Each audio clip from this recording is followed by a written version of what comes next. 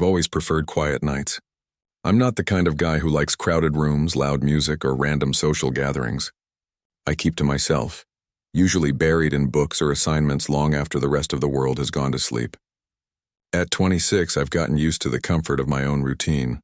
Study, cook something simple, keep the apartment clean, and avoid unnecessary drama. My roommate, on the other hand, is the opposite of me. He's social, unpredictable, and loves surprises. That's why when he walked into the kitchen that evening with that grin, the one that always meant he had news, I already felt my peace slipping away. "Hey man," he said, leaning against the doorframe. "I just wanted to give you a heads up. My friend's coming over tonight. He needs a place to crash." I looked up from the book on my lap, slightly frowning. "Your friend?" "Yeah, old friend. We haven't seen each other in years. He's in town for a bit. Don't worry, he's chill. You won't even notice he's here." I nodded slowly, trying not to sound too bothered. I wasn't against guests, but sharing my space, especially at night, it made me uneasy. Still, I said, "Yeah, that's fine. Thanks, man. You're the best." He clapped me on the shoulder and disappeared down the hall like someone who had already decided the night was going to be perfect. Hours passed. I stayed at my desk, half reading, half distracted by the thought of a stranger sleeping in the room across from mine. It was late, past 10, when I heard a knock at the front door, followed by the sound of familiar laughter and a softer voice. I glanced up when they came in, and that's when I saw him. He wasn't what I expected. Tall but not imposing. His hair was slightly messy, like someone who didn't try too hard to look perfect but somehow still did. His smile had that effortless kind of charm, the kind that doesn't need permission to light up a room.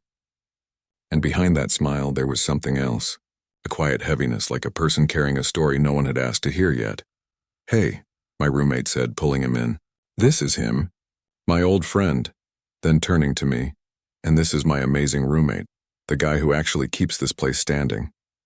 The guest chuckled, warm and low. "Hey, thanks for letting me crash here." His voice hit something soft inside me, smooth, calm, almost too gentle for someone I just met. I forced a small smile. "No problem, welcome."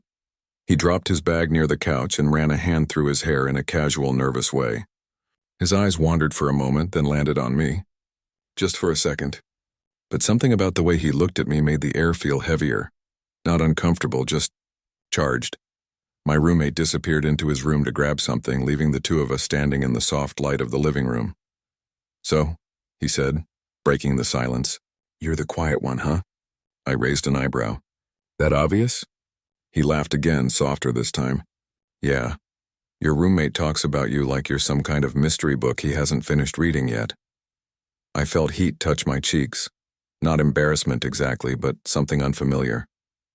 "I guess I like staying out of the noise." "I like that," he said simply. For some reason that made it hard to look away from him. I wasn't sure if it was his voice or the way he stood. Relaxed but somehow fragile, like there were pieces of him he kept tucked away from everyone. The night went on in small, quiet ways. We didn't talk much, just small exchanges between my reading and their laughter echoing faintly down the hallway. But my focus kept drifting. No matter how hard I tried to pin it down to the words on the page, I'd catch myself listening for his voice, watching his shadow move in the dim light, noticing how at ease he seemed even in a stranger's home. Later, when everyone started to settle, I found myself standing in the hallway for no real reason. His door was half open, light from a lamp spilling out. He was sitting on the edge of the bed, head lowered, hands resting loosely in his lap. The smile he had carried all evening was gone now. In its place was something quieter, lonelier. I didn't say anything. Just watched for a few seconds before turning away, but that image lingered. Back in my room, lying on my bed with the ceiling fan whispering above me, I couldn't stop replaying those moments. The way he looked at me. The way his smile didn't quite match the sadness in his eyes. Something about him felt different, like a calm I'd been missing. That night stretched longer than most. The apartment had fallen silent. Only the soft hum of the refrigerator and the faint ticking of the wall clock kept time moving. I lay in bed staring at the ceiling, but my thoughts kept circling back to him. The guest. The one whose name I'd only just learned. yet who already felt like some unsolved riddle in my chest. The air felt heavier somehow, like the quiet carried more than silence. I turned on my side, pulling the blanket closer, trying to drift off. But sleep wouldn't come. My mind wandered to the brief conversations we'd shared earlier. His smile, his eyes, the way his voice had softened when he said I like that. It wasn't just curiosity. It was something quieter, deeper, and far more unsettling. I tried to ignore it, closing my eyes and focusing on my breathing. But then, somewhere between minutes that felt like hours, I heard it. A sound. Soft. Uneven. Almost like a sigh trying to disguise itself as something else. I opened my eyes and listened carefully. It came again, faint rustling, a soft movement from the other room. The guest's room. At first I told myself it was nothing. Maybe he'd turned over in his sleep. But as the sounds continued, small, irregular, and strangely fragile, I couldn't shake the feeling that something wasn't right. There was an ache in them, like someone trying not to cry out loud. Curiosity pushed at me, but so did concern. Finally, I got out of bed. The floor was cold under my bare feet as I stepped into the hallway. A faint light spilled from his half-open door just like earlier. The same dim, warm glow from his bedside lamp. I hesitated at the doorway. He was lying there facing away from me. The blanket pulled high around him. His shoulders rose and fell unevenly, as if his breathing was caught between restraint and release. I thought maybe he was having a nightmare, but then I heard it. His voice quiet and cracked like someone speaking through tears. Why does it have to hurt to feel this way? The words hit harder than they should have. They carried loneliness. Not the kind that comes from being alone, but the kind that grows from being misunderstood for too long. I didn't mean to intrude, but before I could stop myself, I whispered, "Hey, are you okay?" He startled slightly, turning toward me. His eyes met mine, wide at first, then softening with something between surprise and exhaustion. "Oh, I didn't think anyone was awake," he said quietly. "I couldn't sleep," I admitted. "You sounded upset." He blinked a few times, then let out a small laugh. Not mocking, but fragile. Guess I wasn't as quiet as I thought. I stepped a little closer, unsure whether I should stay. "Do you want to talk about it?" He hesitated, then sat up slowly, running a hand through his hair. In the dim light, his face looked different, stripped of the easy charm he wore earlier. There was no act now, no mask, just a tired honesty. "It's nothing dramatic," he said softly. "Just nights like this. They sneak up on you. When everything's quiet, the things you've been avoiding start to get loud." I stayed by the doorframe, listening. He looked down at his hands, fingers fidgeting with the edge of the blanket. "It's weird, isn't it? You can be surrounded by people, laughing, smiling, pretending you're fine. And then the moment you're alone, it all hits. Like the silence knows your real name." There was something in his tone, not self-pity, but a kind of weary acceptance. I knew that feeling too well. The kind of ache you don't talk about because you've convinced yourself no one would understand. "I get that," I said quietly. "Too well, maybe." He looked up then, eyes catching the lamplight. They weren't just beautiful, they were full. Full of stories of hurt, of something unspoken. "You do?" he asked. "Yeah," I said. "Sometimes silence feels safer than explaining everything." He gave a faint, knowing smile. "Exactly." For a moment, neither of us said anything. The air between us felt thick, not uncomfortable, just heavy with things that didn't need words. I could feel the quiet connection threading itself in the space, fragile but real. He shifted slightly, as if to say something more, then stopped. His lips parted, then pressed shut again like the words were too heavy to lift. I took a step closer. "You don't have to talk if you don't want to," I said softly. "But you don't have to be alone with it either." His eyes flickered up again, and for a heartbeat something in them changed, a mix of gratitude and surprise. Like no one had said that to him before. He nodded slowly, pulling the blanket tighter around his shoulders. "Thank you," he whispered. The silence that followed wasn't empty anymore. It was warm, shared. The kind of silence that feels like a breath you've both been holding for too long, finally released. I stood there a few more seconds, unsure what to do next.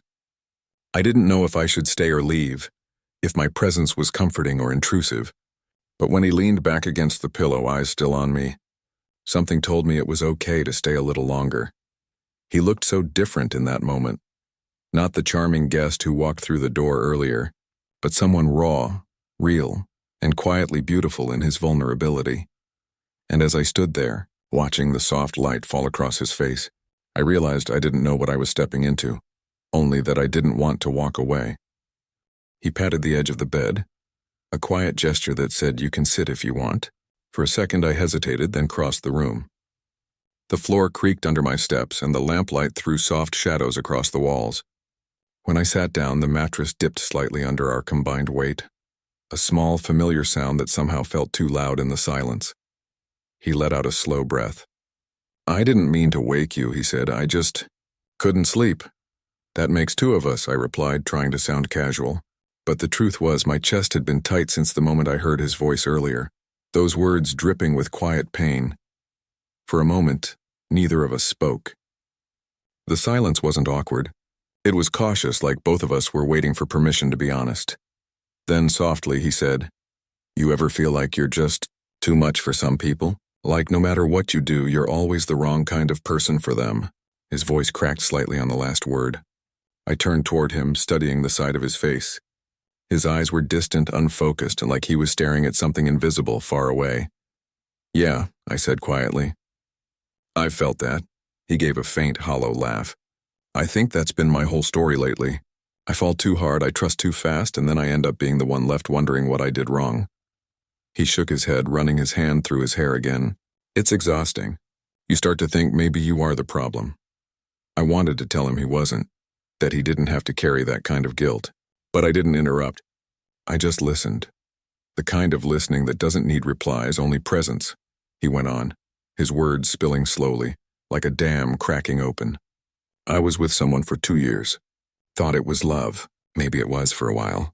But somewhere along the line, he stopped seeing me. You know what I mean?" He'd look at me, but it was like he was looking through me, like he'd already decided who I was supposed to be and the real me didn't fit anymore. I nodded, feeling something twist inside me. I didn't know the man who'd hurt him, but suddenly I hated him anyway. Not because of jealousy, because of how easily he'd discarded something this sincere. He continued, his tone quieter now. "When it ended, I told myself I was fine. I went out, smiled, told everyone I was moving on. But at night..." He paused, exhaling a shaky breath. "At night, it feels like I'm standing in a room full of echoes. And no matter how much noise I make, no one hears me." The words sat between us, heavy and unfiltered. I didn't know what to say. Comfort isn't always about the right words. Sometimes it's just about showing you're still there. So I reached out, resting my hand lightly on his shoulder. He didn't flinch. He didn't pull away. He looked up at me then, and in that look, I saw everything he wasn't saying, the exhaustion, the fear, the fragile hope that maybe this time someone would understand. "You don't have to keep pretending you're fine," I said softly. "You're allowed to hurt." His eyes glistened and he gave a weak smile. "You make it sound so simple." "Maybe it is," I murmured. "Maybe it's the people around us who make it complicated." That drew out a real laugh from him, quiet, raw, but real. "You talk like someone who's been there." "Maybe I have," I said. "Maybe I still am." We sat in that fragile calm, saying little. The light from the lamp painted a soft gold halo around us, catching in the strands of his hair. The air between us felt still, sacred in a way, like the moment before dawn, when everything holds its breath. He leaned back slightly, pulling the blanket around himself, then glanced toward me. "Do you ever miss someone who wasn't even yours to begin with?" The question hit deeper than I expected. I swallowed. "Every day," he smiled faintly. "Then you get it." The room felt smaller then, not suffocating, but intimate, like the world had shrunk to the few inches of air between us. Every shift, every exhale, every flicker of his gaze seemed amplified. I didn't notice when I moved closer. It just happened. Our shoulders brushed. Warmth spread through the space like something wordless passing between us. He turned to me slowly, his expression unreadable. Not longing, not invitation, just openness. A moment of quiet understanding between two people who had spent too long pretending they didn't need anyone. For a few breaths, we just sat like that. No confessions, no explanations. The kind of silence that said more than any words could. He looked down, then back at me, and his voice came out barely above a whisper. It's strange, isn't it? How easy it feels to talk to someone you just met. Not strange, I said. Maybe it just means we were supposed to meet. Something flickered in his eyes, not surprise, but recognition. The kind that happens when someone finally says what you were already thinking. I didn't move away. Neither did he. We just sat there side by side. While the night outside pressed softly against the window, time stopped meaning anything.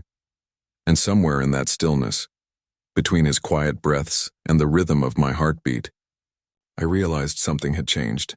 That night, the walls between us fell away, and I didn't even notice when our hands found each other. Morning came softly, the kind that doesn't announce itself, just slides through the window and lands gently on your face. The first thing I noticed was the silence. No whispers, no restless movements, just the sound of slow breathing beside me. For a moment, I didn't want to open my eyes. I was afraid that doing so would make the night before feel like something I had imagined. But when I finally blinked the light into focus, he was there, asleep, his face turned slightly toward me, the edge of the blanket resting against his cheek. His expression was peaceful, almost childlike. The sadness I'd seen in him last night was gone, replaced by something lighter, softer. I sat up slowly, careful not to wake him. My thoughts were loud, crashing against each other. What exactly had happened last night? We'd just talked. Shared things people don't usually share in the middle of the night with someone they barely know. But still, something had shifted. I could feel it in the air, in the way my chest felt strangely warm and uneasy at the same time. My roommate's voice broke the quiet. "Morning, man," I turned. He was already halfway through tying his shoes, glancing between us with a grin that said too much. "You two got along fast, huh?" I felt my face heat. "We just talked," I said quickly. He raised his hands, laughing. "Relax, I'm glad. He's a good guy, just been through a lot lately." I wanted to ask what a lot meant, but before I could, I heard the guest stir. He sat up slowly, blinking, his hair falling in loose strands across his forehead. For a second, our eyes met and the air between us froze. He gave me a small smile, shy, tired, but real. "Good morning." "Morning," I replied, trying not to sound too aware of him. He ran a hand through his hair, straightened his shirt, and looked toward my roommate. "Thanks for letting me crash here, man." "Anytime," my roommate said, slinging his backpack over his shoulder. "You heading out now?" "Yeah," the guest said softly. "I've got to get going." He stood, gathering his things quietly. The room filled with the ordinary morning sounds, zippers, footsteps, the creak of the door. But beneath them was something heavier, something unspoken. Before leaving, he paused by my side. I looked up and he held my gaze. "Hey," he said, voice low, almost hesitant. "Thanks for last night." I opened my mouth to say something, but he continued before I could. "You made me feel seen," he said, smiling faintly. That doesn't happen often. And then he was gone. The door clicked shut behind him, leaving me with the faint echo of his words. "You made me feel seen." I sat there for a long time, staring at the space he'd occupied, the pillow still faintly indented from his head. There was a weight in my chest, not sadness exactly, but something like it. Maybe longing, maybe the ache of something unfinished. All morning I couldn't stop thinking about him.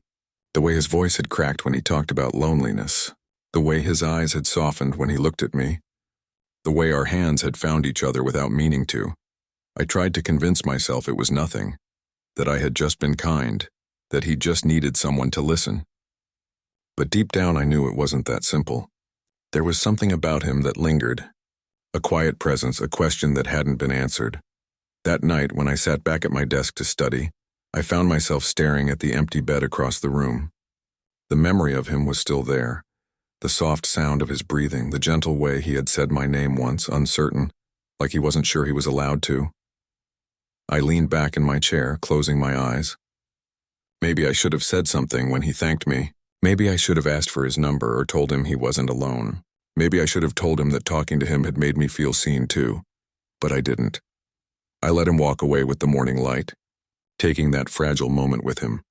And as I sat there, the words I hadn't said echoed quietly in my mind, words that might have changed everything. Maybe I should have said something then, but I was too afraid of what it might mean. It had been 3 weeks since that night. 3 long weeks of ordinary days that never quite felt ordinary anymore. The room felt different now, quieter, emptier, like something vital had been taken from it. I'd catch myself glancing at the bed across the room, half expecting to see him there again, lying in that same peaceful stillness, but every time, it was just an empty blanket, neatly folded, untouched. Life went on. Classes, work, late-night study sessions, yet he was there in the background of everything, a shadow thought that refused to fade. Sometimes I'd catch myself replaying his words, "You made me feel seen," and every time I'd think, I should have told him he made me feel seen too. It was a Thursday evening when it happened. I was coming back from the library, my head full of half-read notes and the dull hum of exhaustion, when I saw someone standing by the front gate of our building. The shape was familiar, tall, shoulders slightly hunched, hands in pockets. He turned as I approached. It was him. For a moment, neither of us said a word. The world around us blurred into background noise, the distant traffic, the murmur of people passing by. All I could hear was my heartbeat. "Hey," he said finally, his voice soft but steady. I hope it's okay that I came." I nodded, words caught in my throat. "Of course." "You didn't have to ask." He smiled, a little nervous. "I know, I wanted to see you." Something uncoiled inside me, a mix of relief and disbelief. "You wanted to see me?" "Yeah," he said, letting out a breath. "I've been thinking about that night. A lot, actually." We stood there for a moment longer, then I gestured toward the small park across the street. "Walk with me?" He nodded and we crossed the road together, the evening air cool against our faces. The park was quiet, just a few streetlights casting long shadows on the path. We walked side by side, not touching, but somehow closer than before. After a while, he spoke. "I didn't mean to make things weird that night," he said. "I was kind of falling apart, honestly. I'd just ended something, with someone I thought cared about me. And then you—" He trailed off, shaking his head. "You didn't judge, you just listened." I looked at him, studying his face in the dim light. "You don't have to apologize for that." He gave a soft, almost broken laugh. "I know, it's strange. I didn't expect someone like you to understand." "Someone like me?" I asked. He hesitated.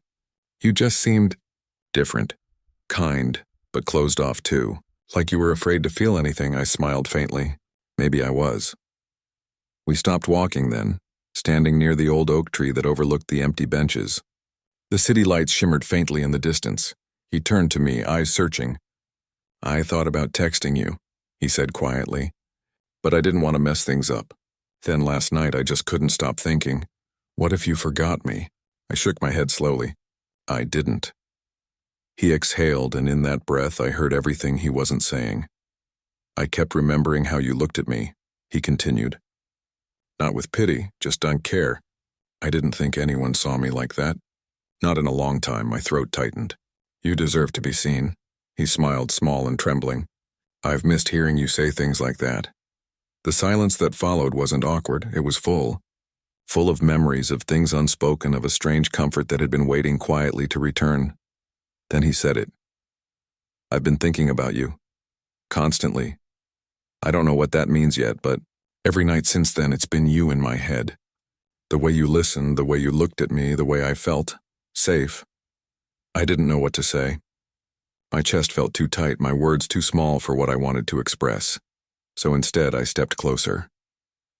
"I've thought about you too," I said softly. "Every day, actually." I tried to move on, to pretend it didn't matter, but it did. "You did." He blinked, his eyes glistening under the faint glow of the streetlight.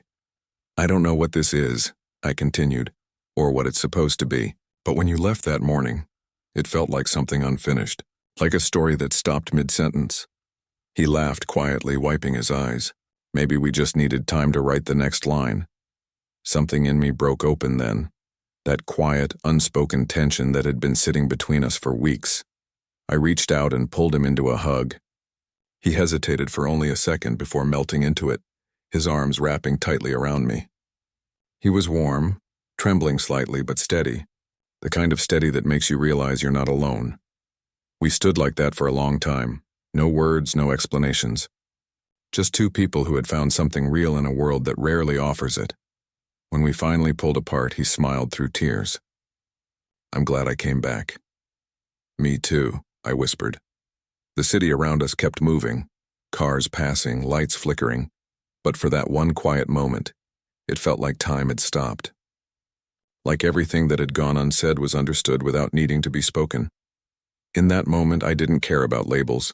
I just knew I didn't want to lose him again. It's strange how quietly love can settle into your life. There wasn't one single moment when I realized I'd fallen for him. No grand confession, no cinematic kiss in the rain. It just happened. Weeks passed after that night in the park, and somehow he became a part of my days again.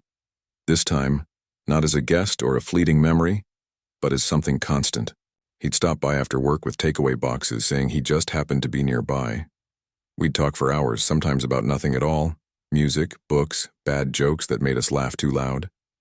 Other times, we talked about heavier things and fear, family, the quiet ache of being misunderstood.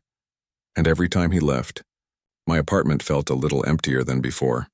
One evening, I found myself standing in front of my roommate, blurting out, "Hey, would it be weird if he stayed here again? Like, more permanently?" My roommate grinned, tossing a chip into his mouth. "You mean moved in?" I tried to sound casual. "I mean, we get along. He's been looking for a new place anyway." "Sure," he said with a smirk. "Just don't forget who found him first." We laughed, but deep down I knew it wasn't just about convenience. I wanted him close, not out of loneliness, but because life felt more alive when he was near. A few days later, he moved in. Not officially at first, just a few shirts, a toothbrush, his favorite mug. But soon his presence filled every corner. His music in the mornings, his laughter in the kitchen, the faint scent of his cologne lingering in the hall. Our lives began to blend. Two quiet routines intertwining into something that felt like home. Sometimes, we'd cook together, dancing awkwardly around each other in the cramped kitchen, laughing when we burned the toast. Other nights we'd sit on the couch in silence, our shoulders touching, the hum of the city fading outside our window. He'd often say things that stayed with me, small, tender truths. "You know," he said one night as we sat watching the rain, "I never thought love could be this gentle." I turned to look at him. "What do you mean?" "I used to think love was supposed to hurt," he said softly, "to be big and loud and dramatic. But this," he gestured between us, "this feels different. Like breathing after holding your breath too long." I didn't know how to answer, so I just reached for his hand. He smiled, threading his fingers through mine. It wasn't perfect, of course. We had our moments, small misunderstandings, quiet insecurities that crept in uninvited. But we learned how to listen, how to pause before reacting, how to remind each other that we were on the same side. And in between those moments, there were countless little things that made everything worth it. The way he'd hum while brushing his teeth, or how he'd steal the blanket every single night, pretending not to notice. One morning, months later, I woke up to sunlight spilling across the bed. He was still asleep beside me, his hair messy, his face relaxed in that unguarded way that always made my chest ache a little. I lay there quietly, watching him, thinking about how far we'd come, from strangers sharing a room for one night, to this. I remembered that first evening, his quiet sadness, the blanket, the whispered words I wasn't supposed to hear, how one moment of vulnerability had changed everything.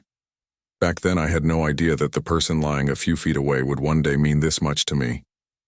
He stirred, eyes fluttering open. "You're staring again," he murmured, voice rough with sleep. "Maybe," I said, smiling. He reached out, pulling me closer until my head rested against his chest.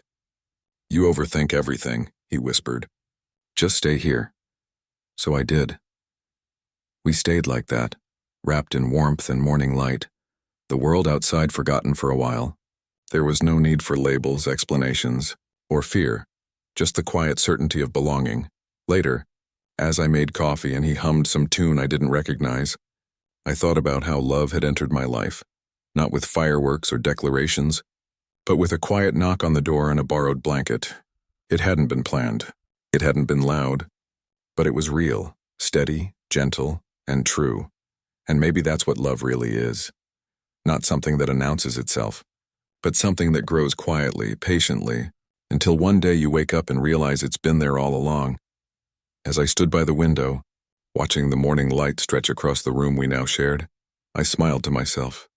Thinking back to that night, love doesn't always announce itself. Sometimes, it slips quietly under a blanket in the middle of the night,